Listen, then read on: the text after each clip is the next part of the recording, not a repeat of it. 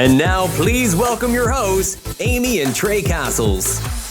Hey everyone, it's Amy Cassels. It's Sir William Cassels. Sir William Cassels. Yes. We have a very special guest, Sarah Bailey. Hi. Thank you so very much for having me on here. Thank you so much for coming on. Okay, I am going to read this little description of Sarah because I love how she wrote this on her website, lovesomeonewithcancer.com. She wrote, with a touch of humor, I'm dedicated to spreading awareness, education about the possible causes of cancer before diagnosis. It's essential for everyone to have their voices heard and support each other through life's roller coaster, armed with knowledge and laughter while changing laws in Texas. Medical freedom activist Sarah Bailey. Yes, thank you. Excuse my little bit of stuttering. I stutter over words sometimes. She has trouble reading. You know what? I was never the kid to read out loud in school. I hated it. Full panic attack if they called on me to read. So thank you so much for being here. Thank you. And it just shows that you're human. I am. Yes, I am human. Okay, Sarah has an incredible story that we're going to hear. But first, we're going to talk about Scotland real quick because we just got back from Scotland. Woo-hoo. And I know you saw some of our posts, right? Oh my goodness, the pictures are incredible. And y'all are the cutest little couple. Aww. I love all of y'all's pictures. I fight and scream the whole way on half those pictures. I was like, I don't want to do it over. I don't want to even take this picture anymore. Let's go. Let's keep walking. He literally fights me every time. It's not like he fights me. It's just that I'm annoyed. He's annoyed. He acts so annoyed. And then we take the picture and then he's like, that turned out pretty good. And then he's like, fun. let me see. Did you get it? and I'm like, seriously, you're like 5. I'm probably 7. Yeah. Okay. Scotland. Stop. How do you say Scotland? I don't know. Y'all make fun of me because I'm doing it bad. That's why I have my Scottish Terrier shirt on today. I figured I'd get into the scene. By the way, my grandparents always had Scottish Terriers. They loved those dogs. But Scotland was incredible. We first got there and went to Gleneagles, which is a golf course, and Trey got to play golf. I've got 3 days of golf with a personal caddy. Walking 18 holes for 3 days was a dream come true. And I didn't have to pay for it. That's amazing. Did he wear a kilt? He did not, but there were multiple people at Gleneagles and on the golf course area that worked there that were in kilts. Wow. Yeah. Now, what's underneath those kilts, we will never know. We don't. Just not even a concern of mine, but that is every female's wonder. Is well, I mean, I think you have a pretty good idea what's under there. Well, yes, but is it covered? That's what did the guy on the bus say? So my sister-in-law asked him while we're driving, he's like shuttling us over to go on a train. So in the hotel, they have a shuttle. It's like 9 ladies on a train by themselves. There's 9 of us and we're all on the shuttle and we're like, so what are you wearing under there? Like, are you commando? And he's like, you'll never know. You'll never know. And then, so everybody gets out. And then my sister-in-law was the last one. And then he goes, I got a Loch Ness Monster under there. And she was like, she didn't know what to say. Oh. She's like, okay, cool. And then left. And she was like. That was a good drop the mic and drove off. Yeah, he waited until we all got out. That was the funniest thing. Okay, but I have to say, Scotland, like that food was the best food I've ever had. Yep. We could eat the food. We could eat all of it. Well, before we get talking about food, because that's going to lead us over into another subject that Sarah is big on. But we stayed in Gleneagles, which is kind of like a golf course, country club out in the middle of nowhere. And then we went into Edinburgh. And that is a big major old city. And it looks like Gotham City on Batman. It was gothic and eerie. Ooh. Like being, from 1500s and just hearing all the stories and everything that's taken place and just the gloom and misery and death and things that have happened in that city, you could almost feel it. It was just eerie. Yeah, there was. Plus, it was raining and gloomy, and the whole place was gothic, and it had black and like moss, like moldy. I don't know. It was amazing but weird. We both got sinus issues while we were there because there was so much mold on the buildings, but that's because it is a time of year where the mold is mold grows so fast, and it's just wet and rainy. Low 30s, high 40s the whole time we were there. sun came out maybe 2 or 3 days. But we never felt cold. Like, even though it was cold like that, we didn't ever feel... You were warm and cozy because you Yeah. had all your stuff on. You had your rain stuff. You had your... I mean, you were packed in. Okay, That's awesome. I picked up at a garage sale this summer a jacket that came down like mid-thigh, and it's kind of like a puffer, like, you know, the puffer kind of jackets. yeah. But it has Super like, cute. it's black and it has the gold zipper, so it's, you know, on trend. But it's not too puffer. I was so warm. I have never worn a jacket that came down to my close to my knees before, which I'm late to the style game all the time. So You look gorgeous. This dress I have on was from a resale shop in Houston, like That's a amazing. thrift shop. It was like $5. Amazing. My jacket was $3.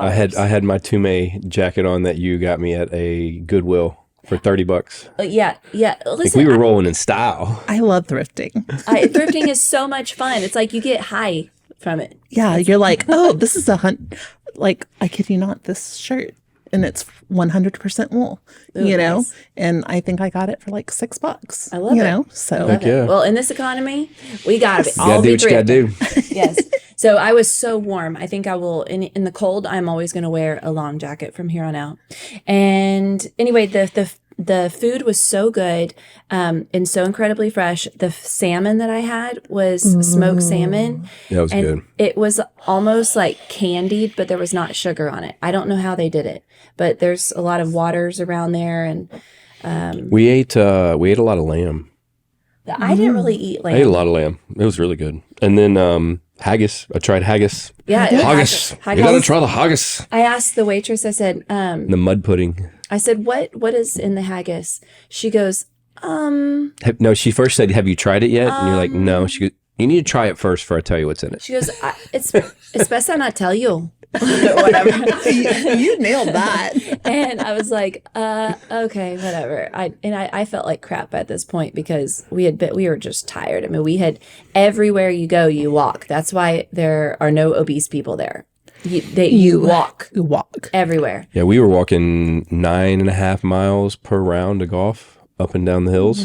And then that was for 3 days. And then all the stuff we did going to the castles and up and down, Royal Mile. I would say the whole trip, I got into the 40 plus miles of walking. Easy. The city, Scotland is just so old, and there's just so much rich history in Europe in general. We have our history, so we're so much younger in the United States. So when you go over there and you see all this rich history, it's really awesome to learn about. And you can't even fathom because you're how they comparing it to our lived. 200 years, and they're hundreds of years. You know, I mean, it's thousands. I mean, it's insane. So speaking of the food, we ate bread every day. As many of our listeners know, Trey and I are gluten-free.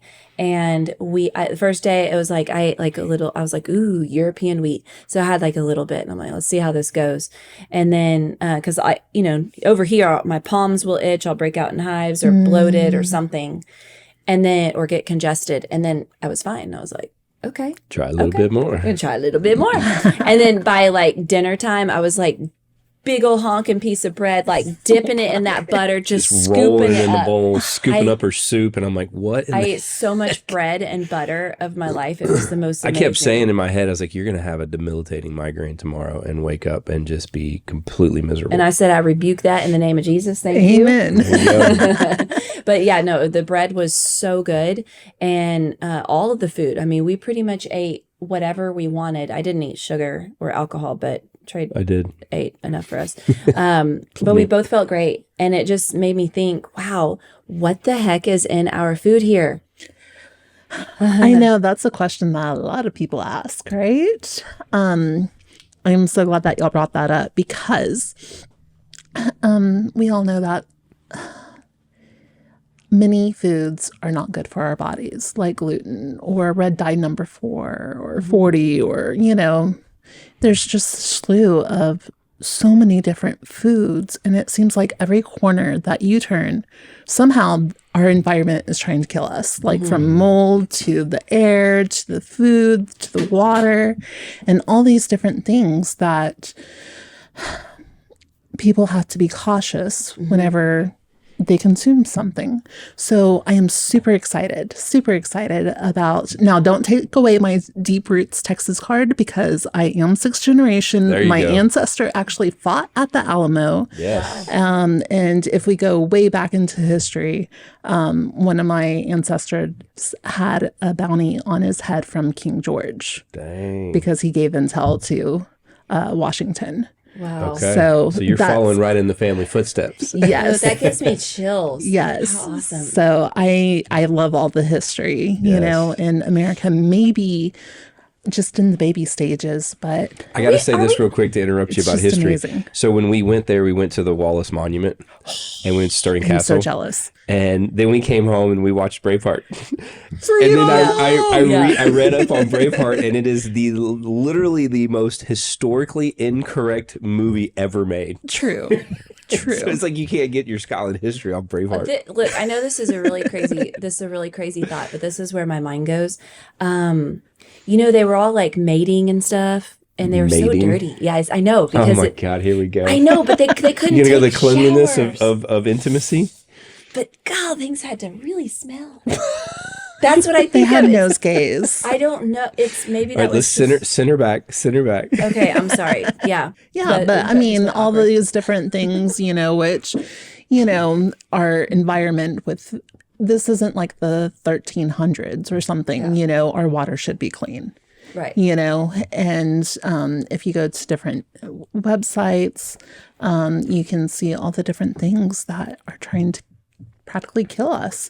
And with me, I am an activist for childhood cancer as well as other chronically ill children, because they're not very well represented. And that's why I'm so excited about Assembly Bill number 418.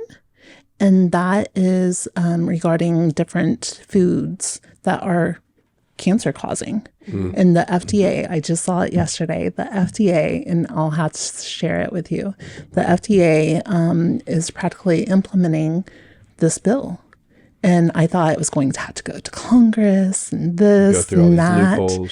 But since California is California, which has its pros and cons, and I don't care which way you vote, left or right, this is a humanities issue. There you go. So vote how you want. And I tried to tell people, I don't vote for I vote for the person's ideals, not just because you're left or right. And I support someone's bill instead of supporting the person in their 100 bad bills.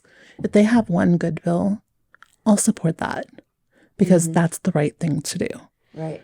And if somebody is trying to do something right, shouldn't we give them grace and support that aspect to try to help everyone's health? Yeah. Okay, so this bill that will hopefully get passed, this will put parameters on the food industry because they're putting so many hidden additives in our food that we are completely oblivious to. We're busy moms.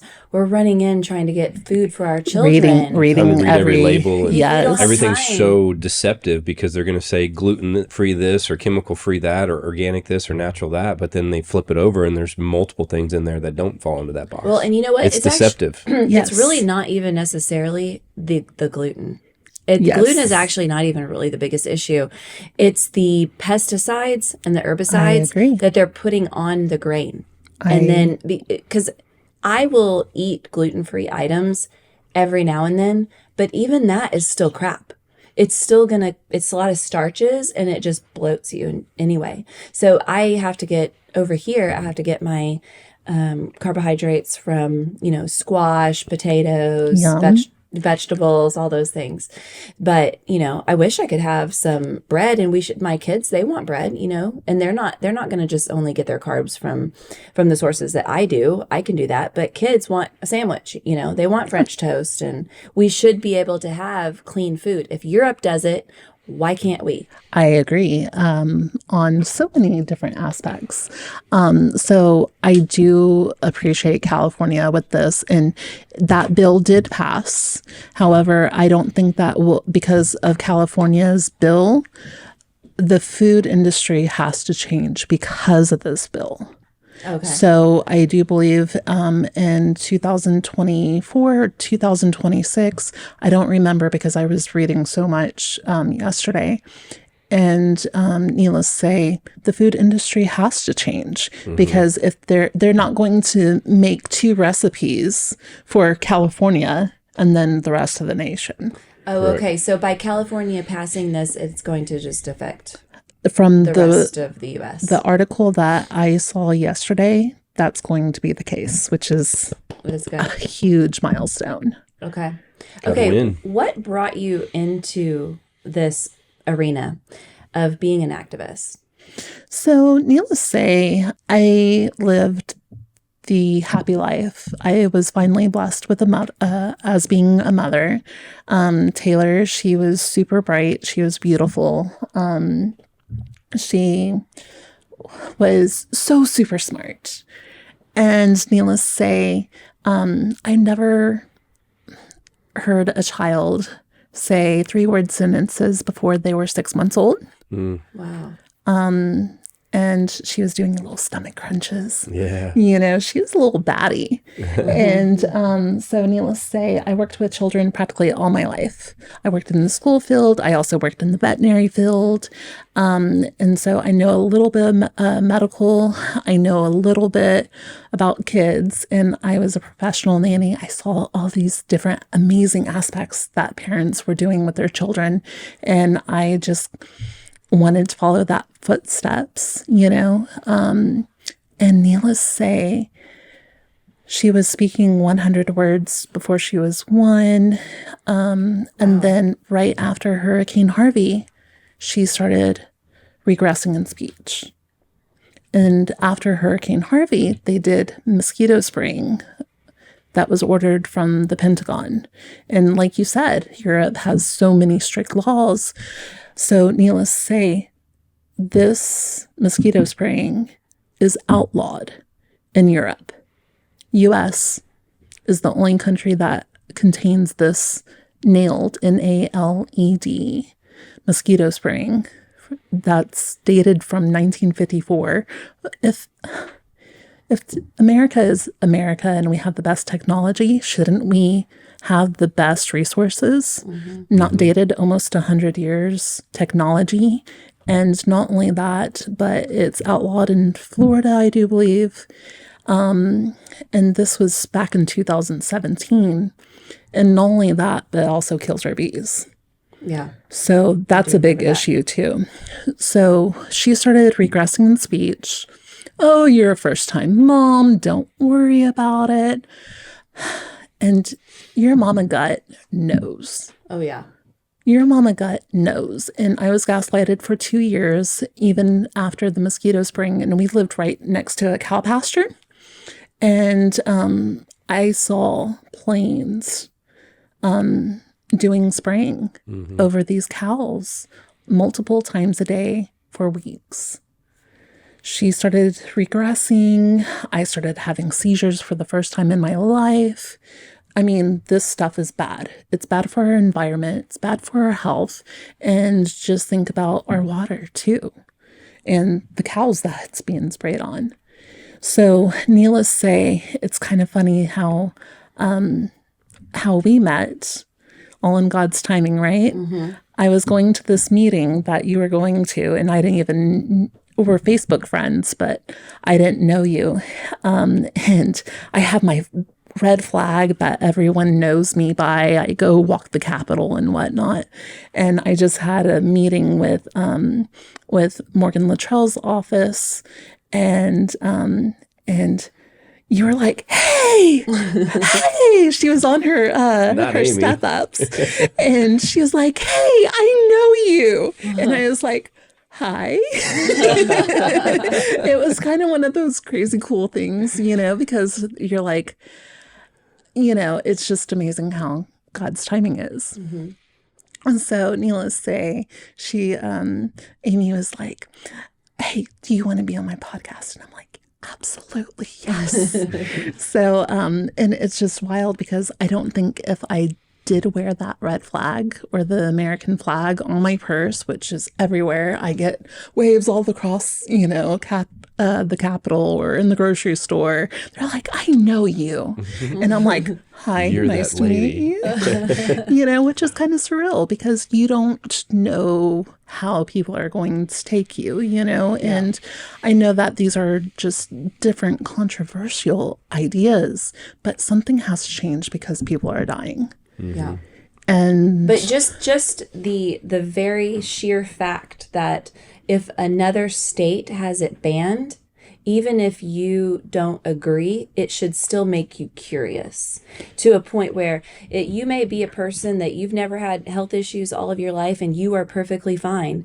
And you're like, oh, whatever, like y'all bunch of hippies screaming about something else. You could think that, but the very thought of, or the very fact that it is outlawed in another state, in another country, should make you go, well, I wonder why it is. So tell me more. What is it? I don't necessarily agree with all that kind of crap, but what is it, the reason? And, even if you don't have issues with it, as generations and generations come, our genetics are being altered and we're not as strong. Like our kids have more health issues than their grandparents did. Scary. Than we did. I mean, my daughter has a ton of health issues and she's sensitive to everything and she easily gets sick. I wasn't like that as a kid. That can happen to me now as an adult, but it's happening to her by the time she was 12 years old. And we don't monitor everything she does, but we've raised our entire family to be, health and fitness conscious. And so a lot of the foods that she puts in is healthy and a lot of the things she does is healthy, but she still suffers from ailments. Yeah. And it's just the not massity, but the amount of things that are out there that can affect you, even when you're trying to do good. Yeah, and I kid you not, Taylor was on gluten, dairy, soy-free meals, and throughout her whole life, she ate organic because it is so important.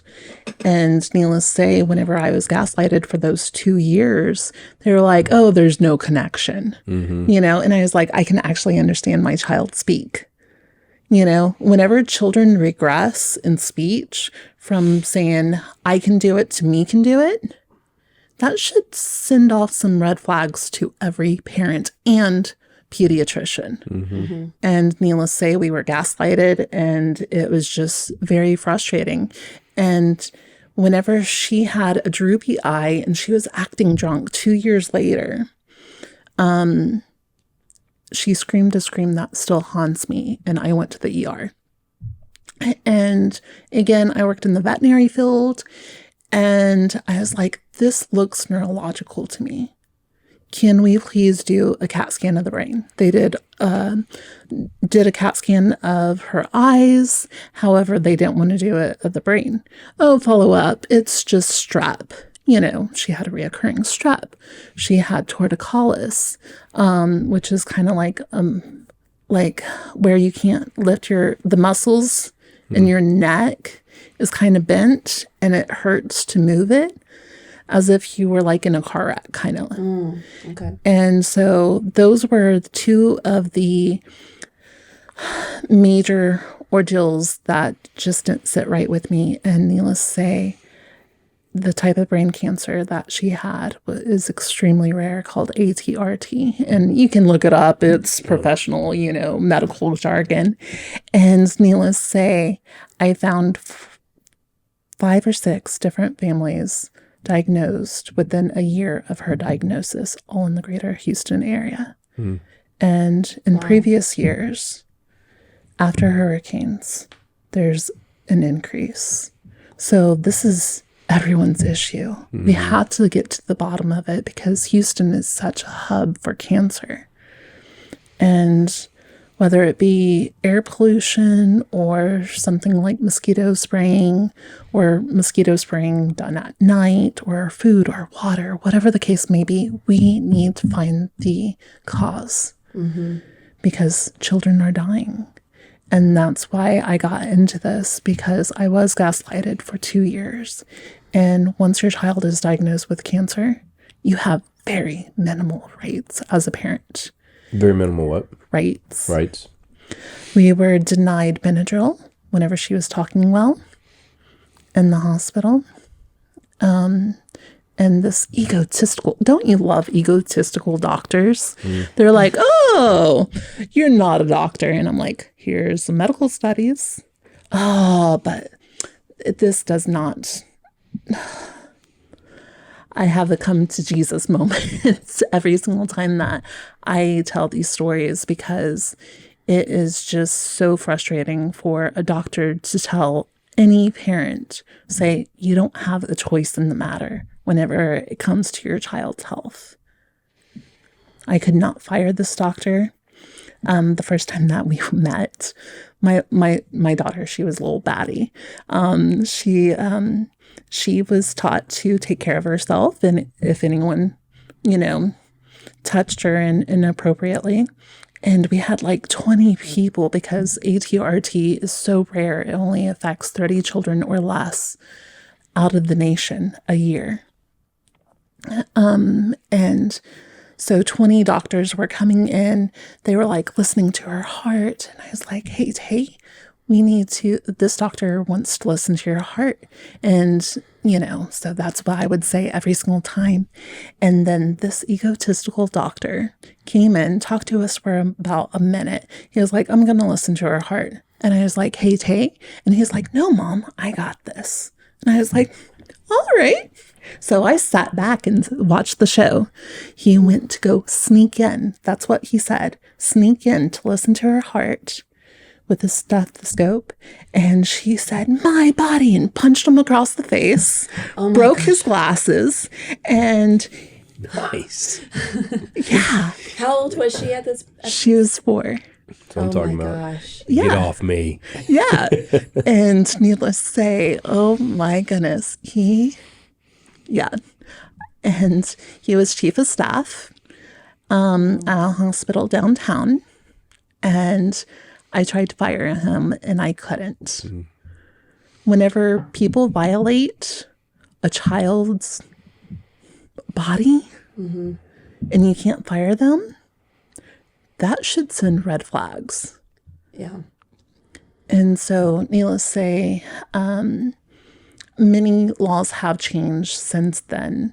I know one law where you can get a second opinion. That was back in 2021. Is this all that you have done? No, this was actually a Pardo family. And Drake Pardo was more or less a homeschool child who had several illnesses.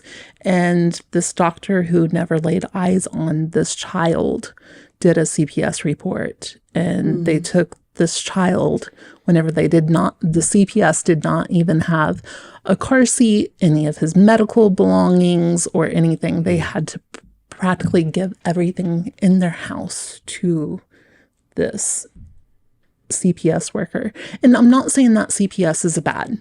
However, I do think that there needs to be reform. Absolutely. Because once your child is in the hospital, they will say you don't have a choice in the matter. And I would push as far as I could. And I was like, everything in my soul is telling me this is not a good idea. What was it that they were wanting to do versus what you... They were I wanted Benadryl because she was speaking very well on it. She was also on gabapentin. So my child, 4 years old, was on gabapentin, morphine, and fentanyl. Wow. Yes. I did not want that, but I did not have a choice in the matter. And I'm sure that y'all have heard of Take Care of Maya off of Netflix. Very, very similar. Okay. So chronically ill child, parents know what's best, and the doctors say, this is Munchausen. So if you disagree with the medical professionals, then they'll say, oh, she is a danger to, or medically neglecting this child, and then she will become a ward of the state. And that is exactly what laws I am trying to change. Yeah. Because that's just a card somebody can pull. And once it's pulled, the rights are gone. Yeah. Did that ever happen to you? No. However, whenever I was told you really don't have a choice in the matter, there was police officers walking the hallway. So it was kind of a sure reality.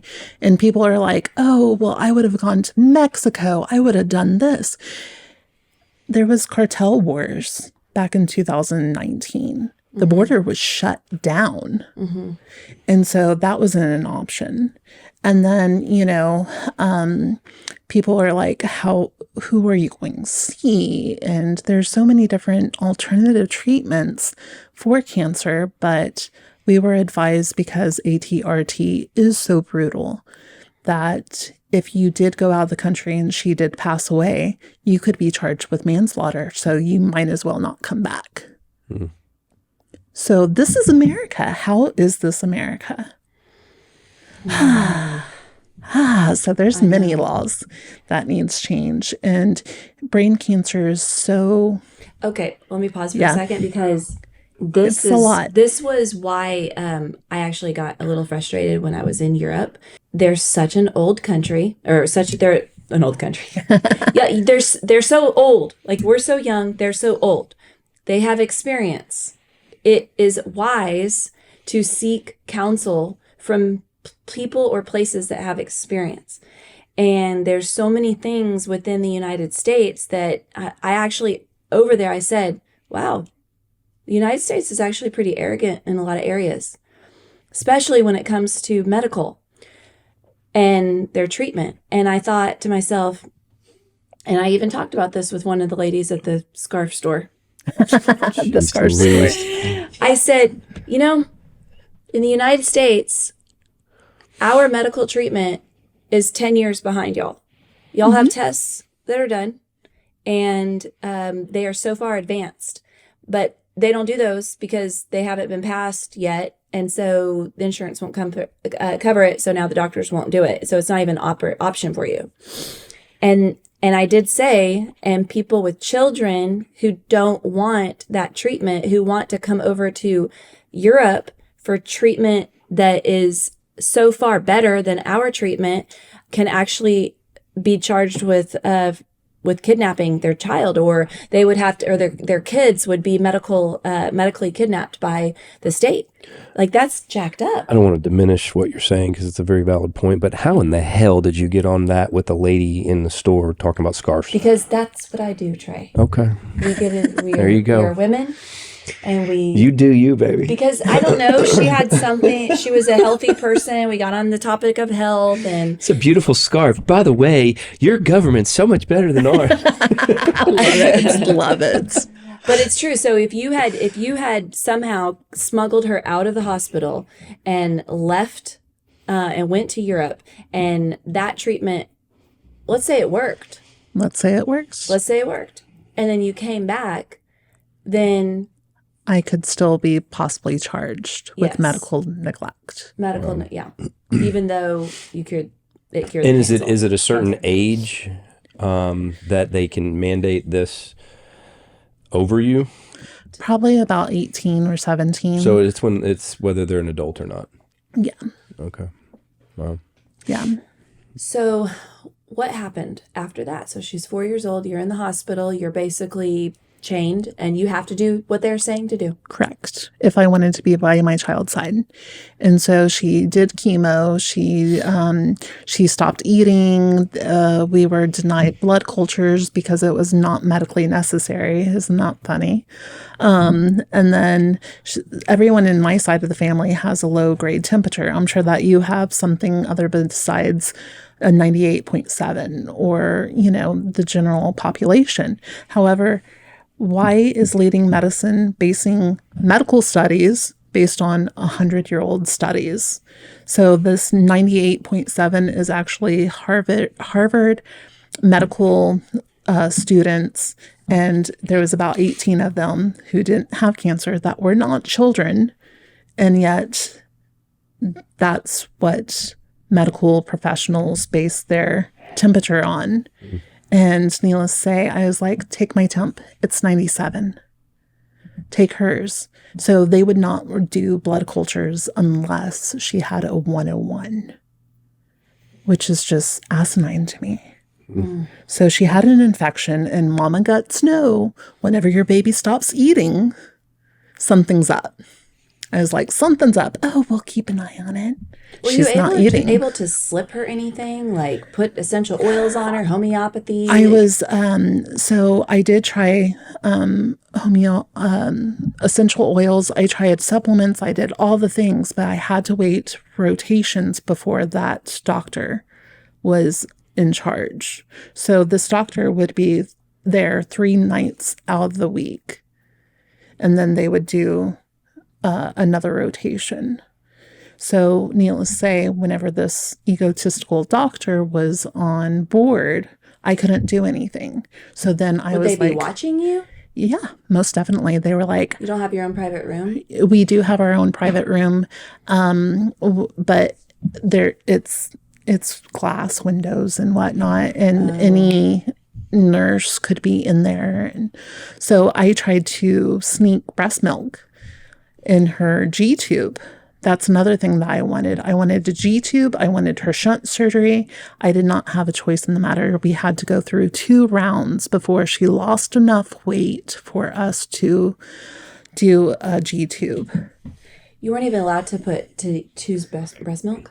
Wow. Yeah. It was a big fight. And then I got the I was like, I want to see someone. I'm going to file a complaint. What's up? And then they were like, oh, no. You can. Yeah, that's fine.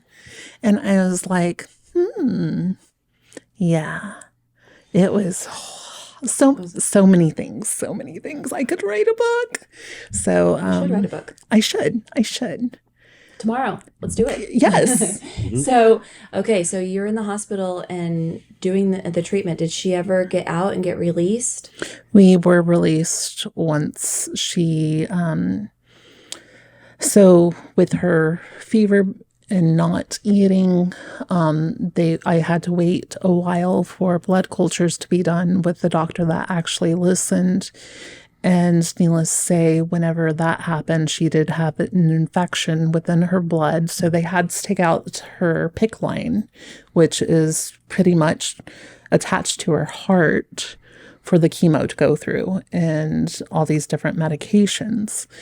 And they took out her PICC line, and she started finally eating.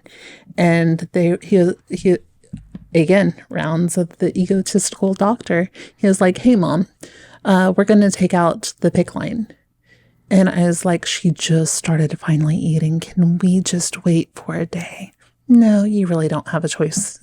And police officers were coming by. And I was like, everything in my soul is telling me this is not a good idea. So they did the procedure. They removed the PICC line, got a new one. And he's like, see, Mom, she's fine. You had nothing to worry about. Later that night, she was like, Mom, my head hurts. And then it went limp.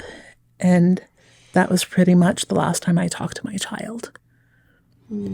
And it's just frustrating because if you're a mother that spends 24 hours with your baby, you know your child. And so, needless to say, right after that procedure, she had brain surgery. We were in the hospital because she had to be stable. And gabapentin was something that I would advise everybody to be off of, because the gabapentin and morphine and fentanyl combination that I did not have a choice of not having her or she had to be on was detrimental to her health. And I did not find that out until 3 days after she went home to Jesus. So more or less, we need to have laws if there is a survival rate of less than 60% of some type of cancer, that the parent should have that right to say, no, I want her on hospice. Then you can do all the free reign stuff of doing holistic treatments and the supplements. So that's kind of a loophole. Trying to find that compromise and saying, okay, up to this point, you guys got it. But after that, give me the right to have it. Right. If survival rate is less than 60%, then you should be able to say, yes, I want to do this treatment, or no, I don't. Correct. So okay. Because you could do that as an adult. Correct. You can choose to have it. Yes. But they're saying you don't have that choice. They're taking that choice away from you and your child. Yes. Spot on. So 40% survival rate, right? Would that be a better? Is that a way to say that? I would. So ATRT, the 5-year survival rate for ATRT is extremely rare. I only know of two children out of about 10 that have survived. So it's less than 20% survival rate. And if you were to have that ability to go through hospice and she was going to pass anyway, at least the survivor could have some peace of mind knowing that you did everything that you could and you got to see her be peacefully in the arms of Jesus rather than having it basically ripped away from you in such a traumatic way and watching her suffer. Oh, yeah. I mean, she lost about 12 pounds, 14 pounds. I mean, this should never happen. I mean, it's just very, very sad. And it's just... So that's why I'm fighting for other families. And it doesn't matter how old or young, because there are other stipulations that even adults are medically kidnapped. Because they're like, oh, well, if you don't go through with this treatment, then insurance won't pay for it. So it's just... Many things needs change. And if you have a chronic illness, I want to unite with everyone that has chronic illnesses because this is happening. Just last week, I talked to another God moment. I walked in and I heard the story of a lady and her mother who is in renal failure. And my mom goes through dialysis too. And she was like, she's on hospice and they are refusing to give her disability Social Security. And that exact thing happened while my uncle was on practically disability for cancer. So it's just, if it's happening everywhere and people are just so mentally, physically exhausted, they don't know what to do. Thing they have to fight. Right. Yeah. Whenever you have to live in the moment because you don't know when that moment's going to be going away. So take all the pictures. Yeah. Enjoy those moments because you'll never get them back. Yeah. Have you had any more children? She was my one and only. She was your one and only. Yeah. I was actually taking a video of all of our son's toys in the room and yesterday I was sending it to my friend and I said, when my older two were little, I would be like, clean this up, but with him, he's the last one. And I'm like, oh, look at all of his little Legos. Like the way that he sets them up. Pick all that crap up. Yeah. And then you go to another station and then it's like, he's got all of his little Pokemon cards that he was organizing and you get to see life that he was, his reality. This is life. If he is, playing like it's alive, like the toys, it's like it's hard to explain, but it's a story in itself. Because it could be like Godzilla going through the capital of Legos, or maybe it's Gotham City, or just anything. I love kids stories. No, that's the beautiful art of toys and not electronics. is the toy is the influence of their mind at that moment, and they can create whatever they want with it, as opposed to having it created for them. And then that just, I don't know. The electronics are robbing these children of their childhood, but that's a whole other podcast. And creativity, I agree. And creativity. So, okay, how are you uniting people? How are you uniting families? Because everybody's going through all these things, but everybody is separated and they don't know they don't know each other or how to get together. I mean, these are the only way that we're going to have impact is if massive amounts of people join forces together. I agree. So how are you doing that? So more or less, I am going to be starting up selling life insurance. So you will be able to have the funds to go to another country if you needed to. Because let me tell you, losing a child, you won't be able to work for many, many years. And again, I worked in the school system, so I was not going to go back. And that happened right before COVID. But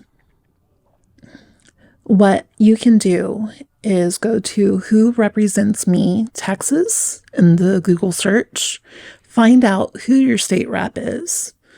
And again, this is a nonpartisan issue. It's a humanities issue. Whoever is elected, they're the only people that can change things. So if you go to Who Represents Me and tell them, yes, this situation happened to me. And before you do that, because I do have some insight, before you contact your state rep or your congressperson or your senator, I would try to do a shout out. Who has state rep so-and-so in their district and this situation happened to them too? So medical records, we could not get our medical records for 2 years because that's the statute of limitations. And they're your own records. They are. And so that's another bill that I do hope to change. So hold on. I know I'm going all over the case. They wouldn't. Okay, the statute of limitations is 2 years. So basically you had up until 2 years to file a lawsuit against them, but you didn't. But they wouldn't give you your medical records until after the 2 years. So then once you got your medical records, you couldn't go after them anyway. And how the hell are they able to do that? I know. So needless to say, medical records, releasing medical records, I've had like 10, 12 different friends who said, this happened to me too. This happened to me too. So we need to find these little things, these little gaps so we can, because there's laws. However, there's no consequences if they break them. Right. There's no exposure. Well, and it's hard to find the issues until somebody's experienced the actual issue and then consolidate all the issues and then bring those forward together as one to your congressperson or senator. Right. And more or less, I would try to do state rep and senator that's local to you and not Congress, because it's practically already, Texas just needs to be more strict. Okay. So that would be Steve Toth in our area. Yeah, Steve Toth, Valerie Swanson. There's so many different ones in the Spring Woodlands, Conroe area. Cecil Bell. So go to Who Represents Me. Find me on Facebook and just send me a message with what your main concerns are, whether it be medical gaslighting, whether it be hospice, whether it be disability, chronic illnesses. I mean, just pick whatever we talked about today. Mm-hmm. I mean, aerial mosquito spraying, and just tell me who your state rep is. And then hopefully I can get this organization, and start a lobbying, or something. Finding a direction. Finding a path. And then your website is? lovesomeonewithcancer.com. Lovesomeonewithcancer.com. Okay. And you said this quickly, so I want to just reiterate. You're beginning to sell insurance for children, which most people, life insurance for children. Most people don't have life insurance for their child. We don't. Mm-mm. And if anything ever happens to your child, then you would be able to use that life insurance. If you had Universal Unlimited. Now, for granted, I do not have my license yet. Hopefully, I will by the end of this month. Okay. But if you get whole life insurance and you paid money into it, say you have $40,000 into it, the child could be 10 or 12 years old, and then they get diagnosed. What are you going to do to take those treatments holistically? You can borrow against that whole life insurance. What happens policy. if they don't get any sort of terminal illness? Do you get all your money back? So you can borrow. Go to vacation? You can borrow. And see, this is the sad thing too. Oh, you borrow against it and then you cancel it? No, you borrow. Well, you have to pay it back? So it would be deducted from. So if you say, let's say you have $100,000 policy of unlimited is how much ever you put in. So let's say if you put in $40,000, you can use that money for anything. It's your money. It's your money. College? Sure. Okay. Yeah, we'll talk. Okay. We'll talk. Yeah. All right. Yeah. Let's do that. Okay. So lovesomeonewithcancer.com Yes. is where they can find your website, get involved. Yes. And you can also find me on Facebook. Okay. Facebook. You share a lot on Facebook. I share a lot do on well. Facebook, and people tag me anytime that there's a medical kidnapping or whatnot. So it's Sarah Lindley Bailey. Okay. How do you spell Lindley? Lindley. And Okay. that is my ancestor that fought at the Alamo, Jonathan L. Lindley. Oh, love it. I love Yeah. it. Well, thank you so much for joining us today and thank you. sharing your story. Yes. And Take a lot of doing- courage to do that. I mean, there's to relive and bring up and constantly talk about, your daughter. I mean, it brings up those emotions, and it takes courage to do that. So thank you for sharing. Of course. And a lot of people are afraid to speak out. But if people keep being silent, then nothing's going to change. Agreed. There's a movie that they did on Erin Brockovich. And I would love to I talk to feel her. like there could be a movie. Well, Sandra Bullock. Sarah Bailey. Yes, so Sandra Bullock. Y'all totally look alike. Oh, Sandra Bullock, Yeah. Julia Roberts. Yeah. Yes. They can Go, play Aaron. you. Yes. Well, thanks so much. Oh, well, thank you, everyone, Great for meeting you. listening. Have a wonderful day. Bye. Bye. Thanks for listening to another episode of According to the Cassels with Amy and Tray. Be sure to subscribe wherever you get your podcasts so you never miss an episode. To stay up to date with the Cassels, follow Amy on Instagram @acassels. Until next time, have faith, enjoy life, and love abundantly.